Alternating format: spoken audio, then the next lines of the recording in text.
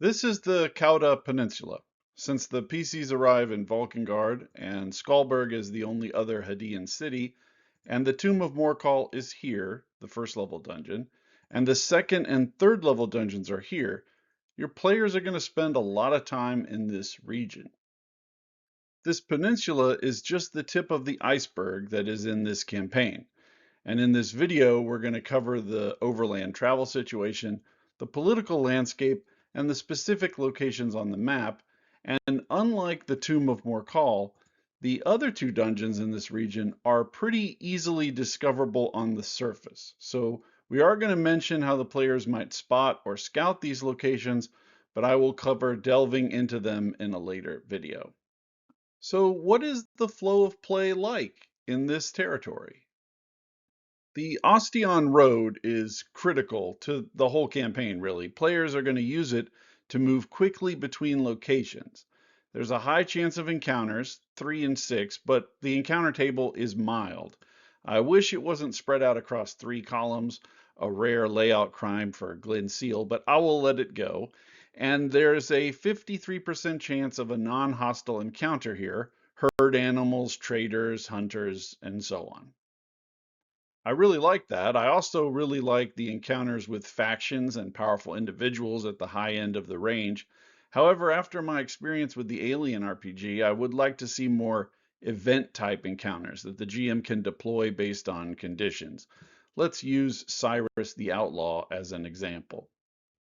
Cyrus is on the bounty board in Valkengard, and the guard captain in Rob's intro adventure will tell the PCs about Cyrus, and the Shun slavers have Cyrus's outpost marked on their map, and Colosi the prophetess is in love with him. We'll get to these people later. I'm just emphasizing how much thought Rob put into Cyrus. And Cyrus's base of operations is right in the center of the map, right on the road. So should there really only be a 1% chance of meeting him? Should you need to roll a 98 on the encounter table and just wait and wait and wait until he eventually shows up?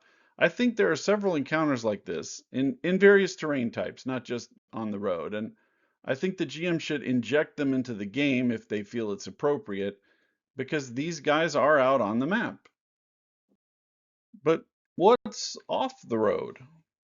The boreal plains serve as a kind of secondary road system that allow the PCs to reach most of the rest of the map. There's only a 1 in 6 chance of encounters there, and even if you get one, there's still a 44% chance of non-hostile encounters, so that's not as good as the road, but it's good. Now, why is that important? There are very few hexes that are not adjacent to either a plain or the road itself, and those that aren't can be reached directly from the sea. That will not be true as you go further north, which means this peninsula is basically an open air avenue dungeon in a sense, using my concept from Dungeon Design 101. So even though visually you might say, oh, it's 7 hexes from Skalberg to the Great Defile, and that is technically true, taking into account terrain speeds, that direct path is about a 16-hour walk and carries a considerable random encounter risk going through all of those hills. But taking the road around and then cutting across the plains reduces that to a 12-hour walk with a much lower random encounter risk. Unless they're stupid, your players are going to make these same calculations. Don't expect them to explore the territory just randomly. The relative speeds on different terrains, the mix of risk, that dramatically affects play. That's why I was so critical of Curse of Strahd, where these large portions of the map were essentially undeveloped and the players had no reason to visit them, so they were just following the road around. That causes gameplay to flow in a linear direction, with a few possible variations, but essentially a preferred path that runs through the entire adventure. Now, that does not and cannot really happen here, where the players approach the world in any order they wish and move around the map with ease. Yes, this dungeon is appropriate for level 1 characters, and this one for level 2 characters, and this one for level 3 characters, but you could ignore all these dungeons and still find enough treasure in all the other locations to get to level 3. There's an excess of treasure and experience points in this region, so the players don't have to find everything. With that said, let's move on to the factions that impact this territory and how the players might interact with them. Both Valkengard and Skalberg have city governments, but they're passive factions without strong goals, aside from keeping the peace. The Hadean Church is also a passive faction. Now, you get some ideas from Rob, like Lady Radomir of Skalberg is a two-faced sociopath, and she has a spy at the lighthouse in Valkengard making copies of documents. And that lets you turn a passive faction into an action one if you use that information, but that would be something the GM would have to do on their own. Rob doesn't suggest that you mobilize the Valkengard army to do any particular thing or have the Hadean Church start a crusade or whatever. They default to a passive position. That's not criticism per se. They represent the status quo of the political system. I had the church kick off an inquisition when the PCs unmasked a demon in Skalberg, but that was my choice as a GM and based on what I think was likely for the church to do in the reaction to a huge demon appearing in town and stomping around. Now, in a sense, the crime syndicate in Valkengard is also a status quo faction because they have a good setup in place and what they're doing is working. In contrast, the Shun that are out at Fort Eichenvar are active. They technically report to the crime syndicate, but the Shun are rebellious and working towards their own independence. They hold an old Hadean fort in the bogland with good defensive capability, and that means the PCs are going to need boats to even approach or scout their location.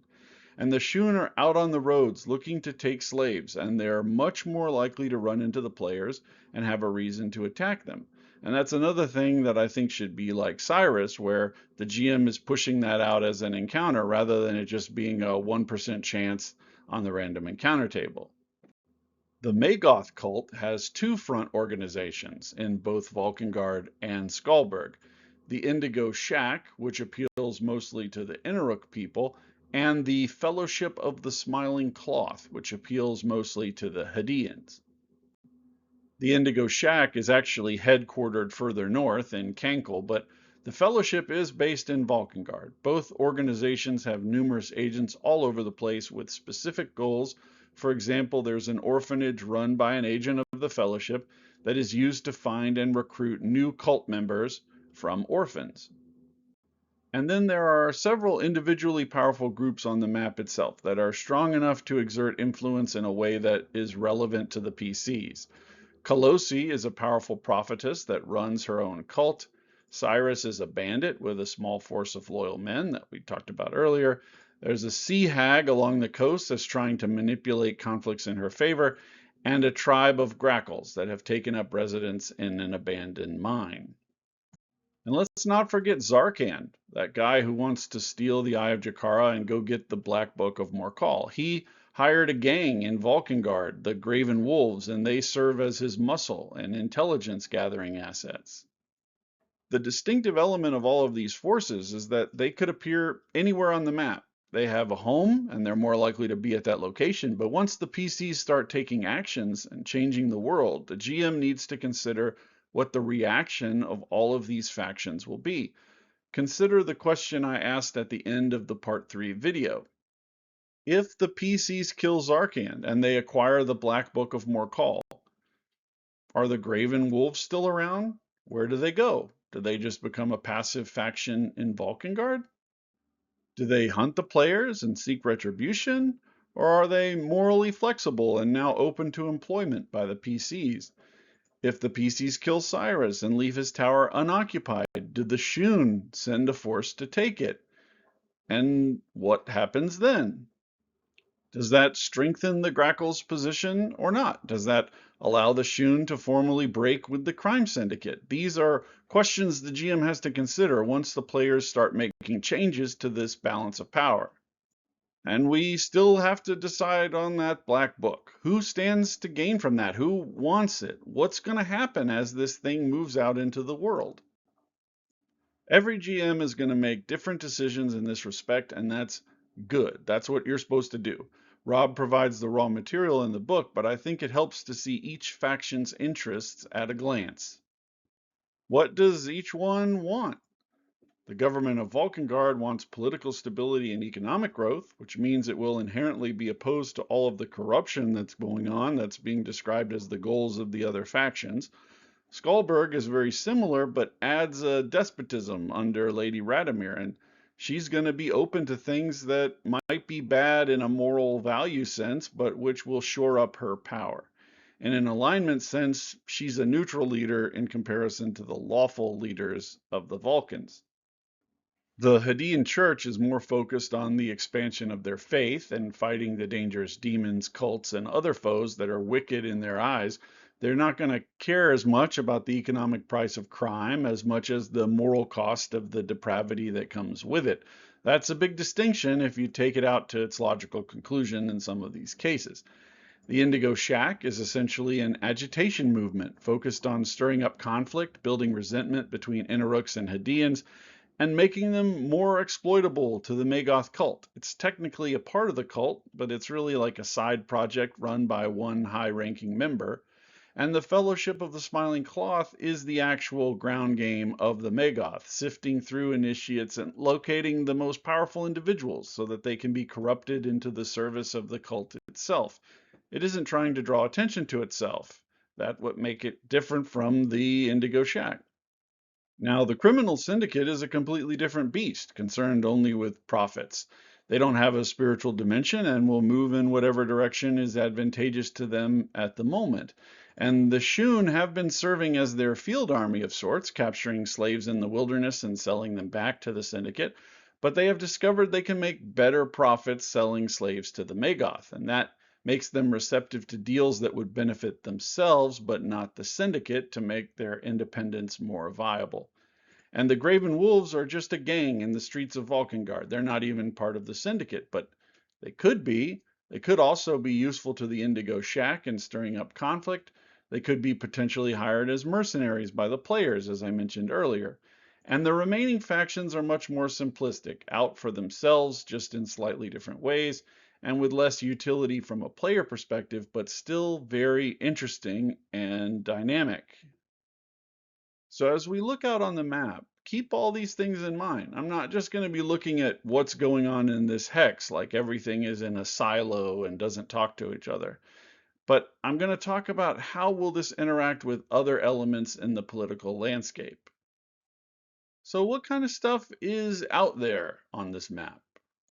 Let's cover some basic navigational locations first. These are the monuments that I talked about in part 2. This is also a monument of sorts, perhaps the monument for the entire setting because of its location at this crossroads. There is a lot of information here.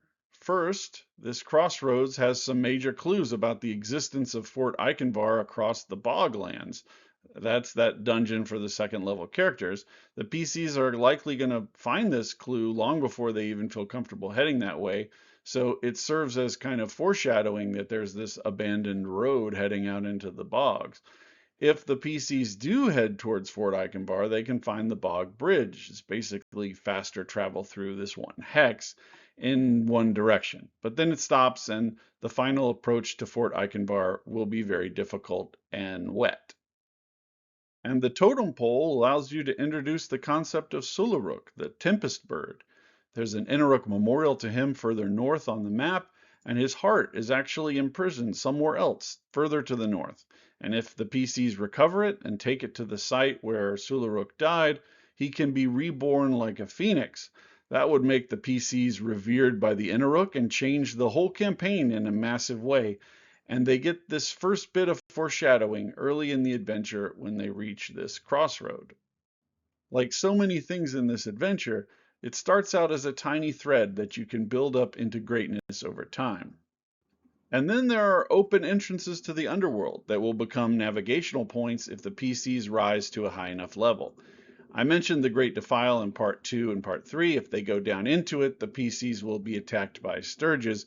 But there's also another entrance further east with less plot drama, but some dangerous monsters still. And even more entrances to the underworld are located all over this peninsula inside of other locations. But these are the ones that are out in the open. Then we have what I call drops. These are places really intended as a single encounter, often with relatively low risk to life and limb, with a decent treasure, and they're essentially rewards for exploring the map.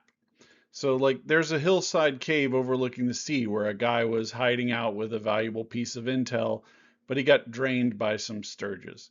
The PCs can kill the sturges and recover the letter. And there's also that runic troll skeleton I discussed in part 2, would fall into the same category as a drop. There's a set of valuable merchant scales in the woods off the road, and there's, on the other side of the road, a dead guy with a sea hag eye that I mentioned in part 2. Obviously, he's not just a pure treasure drop, but the PCs will probably perceive it that way. And then there's a broken bear statue with a hidden stash of healing potions and dried meat. This belongs to the Shun, and the PCs can find a note pointing at this location when they're at Fort Eichenbar. And in the sea to the south, there's a derelict boat floating along. An enterprising GM could also have this boat churning in the surf or caught on a rock if the PCs are walking along the shore just north of this location. The boat contains a Baelorian dream box, a very complex magic item with a description that runs into 3 pages. You're just going to have to read that for yourself. It's very cool, though. There's another floating drop off the coast of Skalberg, a crashed experimental hang glider that can be repaired. It will provide the PCs with a very risky but potentially expedient method of travel. And there's a kobold location just off the road as well, which I hesitate to even call a drop because of how little value there is here, but the kobolds are also quite meager themselves, much like the sturges that killed the guy with the letter. And the other monster lairs on this map are more dangerous. A prime example being that powerful haunt that I discussed in part 2. 14 giant centipedes and a 10 hit die undead are worthy defenders of roughly 6,500 gold pieces in treasure and a concealed tunnel down into the underworld. Of course, the haunt is something of a surprise. Similarly, the cursed barrow mound with a wizard-locked silver porthole in it gives the signs of danger, but PCs might find it hard to resist. If they manage to take that porthole, 550 gold piece value, it will release 22 entropy zombies, which drain hit points in a way similar to vampires. Oops! Could radically degrade safety on the road, affect the entire campaign, and there are going to be a lot of people that are pissed that you took the porthole. There's another barrow mound over here, but it's a dungeon that we're going to cover in the next video. It's visible from a distance, and the PCs might pass through the hex a few times before they actually decide to approach it. There's also a seemingly non-dangerous part of the Eastern Plain where 5 giant chaos rams live. At 4 hit die each, this is going to be one of those moments when cautious travel could save your life. Or not. The final classical monster lair type location is on the eastern cliffs where 7 woolly pteranodons are nesting. Now these are 5 hit die monsters in the OSE monster listing. I like the idea of a woolly version. I wish Rob had developed it a bit more though. These are the only ones on the whole map. I feel like something like this would be known about in Skalberg, just 12 miles away, and discussed as a clue, but it's not. You could add that yourself though. So far, we have this nice mix of basic encounters, basic locations on the map that range from simple monuments to treasure drops to monster lairs. Now let's look at the more developed locations. The Shrine of the Sun Healers is positioned between Valkengard and the Tomb of Morkal. The cult is led by Colossi the Sun Healer Prophetess, a beautiful woman that appears wearing yellow body paint and gold robes. She claims to be able to change the world using her divine naming and taming power. But backing her up are 23 Sun Healer disciples, which are second level clerics in plate mail that can also cast the minor creation spell. I would be very surprised if any player was taken in by this, but think about what she's offering. Compelling illusions, healing, and motivational speeches. You can see why someone might be drawn into this cult. Rob also provides some great tips for how to roleplay the Sun Healer cultist, which boils down to trust your emotions in every situation and a belief that any kind of suffering is evil. But the situation gets even better. The shrine itself is a weapon that charms anyone who stays for a full day. They become bound by a geas, which is an extremely strong 6th-level spell that compels service out of the victim. So all of those disciples will be almost impossible to break from Colosse's grip. And the magnificent ceremonial gold casket that she displays prominently could easily keep an adventurer around interested long enough to trigger that geas. And she gained all of this potent magic from the dark deer Tartuktalak, one of the Skull God's former servants, a feared god of the old Inuruk religion, and a 16 hit die demon. Ouch! And if the PCs challenge her, she retreats and lets her acolytes do all the fighting until she has no options left. And those are going to be fighting under a geas, so they're not going to be retreating. They're going to fight to the death. But Colossi on her own is incredibly formidable. 7 hit dice, a ring of false aura so you can't discern her true nature, major and minor creation spells, a full rack of cleric spells, including Finger of Death. Her only serious weakness as written is an infatuation with Cyrus the Bandit, which could possibly let the PCs trick her into leaving the safety of her temple and falling into an ambush. So let's talk a little bit about Cyrus as well. He holds an ancient tower about 20 miles away. He's a 3 hit die thief with 4 minor guards. Not a powerhouse, but a decent challenge to a first level character party, especially with height and fortification on his side. Cyrus is also wanted in Valkengard, but curiously not in Skalberg, and no one seems aware of Colossi yet except Cyrus. So there's a foundation of great ideas here that you could develop the Sun Healer cult into whatever you want as the GM. Maybe she becomes a threat to Valkengard in some way. Maybe the Hadean Church eventually figures out what she's up to and calls for a crusade. Maybe she's in league with Lady Radomir of Skalberg, and that's why they have no bounty placed on Cyrus. If she gets better at pulling in new members, that could threaten the Shun's plan to take slaves on the road. Perhaps she has some latent ability that can only be unlocked if she can dupe Cyrus into falling under her geas. There's a lot for a GM to work with. But what else is in this area? The Pinga mine is roughly in the center of the peninsula. Long abandoned, it's been seized by the Timberbones tribe of the Grakals. That's a kind of lynx humanoid that can be quite fierce in large numbers. The tribe is currently being wooed by the Magoth, who have given them 12 undead Grakals as a gift, and the Shun, who are offering them bigger profits.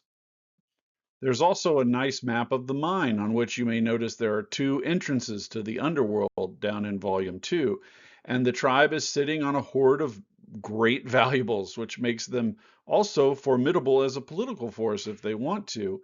Rob also provides role-playing notes on how to handle the major NPCs that are here. But the Magoth are definitely the stronger force. Whisper is herself a 10 hit die caster that can speak to any of her allies within 90 miles using Whispering Wind. So questions start to arise, like, do you think she would call for aid and try to ambush the Shun party when they head home? Perhaps that's why the Shun are still here. In general, I'm not in favor of describing a particular meeting in a particular location description because things change. Maybe Batu has realized he'll be killed if he leaves here, so he's basically trapped with his men. But Whisper doesn't want the Grakals to realize what she has planned, so she's staying in place as well. That's why things are kind of frozen, and that might open up roles for the players. Do they aid one side over the other? Do they try to assault them all and push all 3 of these evils into an alliance of convenience? And then there are wider concerns. Surely the authorities in Skalberg would be interested to learn that Grakals have occupied this mine, but the Magoth front organizations that are also in Skalberg would likely try to cover it up or prevent retaliation, at least as long as Whisper is still there. And I'm sure the Vulcans would also be concerned about this development, and the crime syndicate would want to know that the Shun are out there trying to make side deals behind their back. And the PCs could go directly to the Shun fortress and tell them that that's what's going on. Maybe I spend too much time on the internet, but I think a sun cult would appeal to the Grackles as well. I just have a warm feeling about it. And Morador, the sea hag, has to be the most interested party in what's going on in Pingamine, as her goal is to forge an alliance with all 3 of these groups. So let's address her concerns next. She lives in a rocky cave along the coast, not surprising for a sea hag, and she has a cauldron forged of electrum and lined with turquoise gemstones, plus a huge pile of gold, plus a cloak of the manta ray, and a cube of frost resistance. And she is a powerful monster in her own right, with a save versus death gaze attack. And if you remember in my discussion of the Haggai in part 2, she's trying to get that into the hands of someone moving around the map, like one of the adventurers, to give her even more intel. That Haggai is potent, and she can replace it if and when it is destroyed. It lets her scry on the wearer and read their thoughts and communicate telepathically, and if they try to take it off, they're struck by feeble mind with no saving throw. So any spellcaster that does this will have a hard time escaping from her wrath. So these are not simple monster lairs. They're not just sitting around waiting for the PCs to arrive. They have plans, they are connected to the world, and the GM needs to be prepared to adapt. My players literally brought Cyrus to Colossi, and he would have stayed there for 24 hours and gotten the Geas. So I decide what the consequences of that will be, and I'm propagating that out into the world behind the scenes. Eventually, they'll find evidence of what's happened. I'm only going to give you one hint about what I settled on. Now, to close out the peninsula, I'm going to go through two locations that are really like mini dungeons. The flood mines of Arctos are abandoned, now filled with floodwater from the sea that's cut through the bedrock. The place is inhabited by 17 drowned dead, not particularly dangerous once the PCs reach a certain level, but this place is another potential access point to the underworld, and being surprised by undead emerging and trying to drown you is pretty evocative. And we also have the Broga mine. It was active for Skullberg until a Spellvor emerged from the underworld entrance at the back of the mine. That's a 10 hit die monster with a powerful resistance to magic and the ability to suppress magic items. So the best way to kill it is probably strength in numbers rather than high powered solutions. Skullberg has some forces on site, but they aren't keen on losing a lot of men in battle, and they're just in a defensive posture right now. So these locations have structures and some powerful, monstrous residents. Also including these islands that I'm not going to discuss and just leave as mysteries for you to discover yourself, but they aren't the kind of threats that are going to come after the players or play a big political role in between the factions. So the mix of locations that are on this map, accessible at differential rates of movement with variable risk of random encounters by the terrain types, combined with all the factions that are also projecting power out across this map at their rivals for their goals, creates an incredible canvas for play. I've played over 20 sessions with my group at this point, and they haven't discovered half of this stuff, much less deeply investigated the things that they have discovered. So I told them not to watch these videos past part 1 because there is so much that they still don't even know. And this is just the bottom third of the map. Think of all the underworld connections that we've talked about. That's a whole different world. This isn't a two-dimensional space. There's a massive underworld beneath all of this entire map. And we haven't even discussed the second and third level dungeons that are in this region. I'm going to cover those in the next video in this series and peel back the onion even further. Until next time, Chubby Funster out.